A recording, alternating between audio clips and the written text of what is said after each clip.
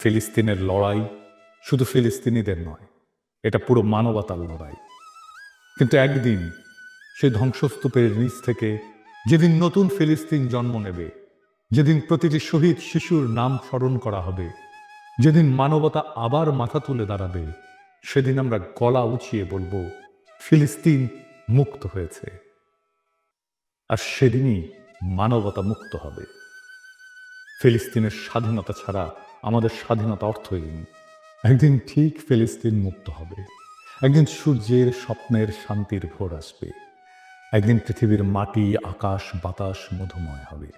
সেই দিনের অনাগত প্রজন্ম আমাদের অক্ষমতাকে, আমাদের কাপুরুষতাকে, আমাদের স্বার্থপরতাকে ক্ষমা করো। হে মহান সৃষ্টিকর্তা, তুমি আমাদের ক্ষমা করো। তুমি বৃথাই আমাদের শক্তি দিয়েছিলে। এই দীনতা, এই কাপুরুষতা, এই অক্ষমতার দায় আমরা নিলাম। Free, free, free Palestine. No more murder, no more lies. ইনকিলাব জিন্দাবাদ।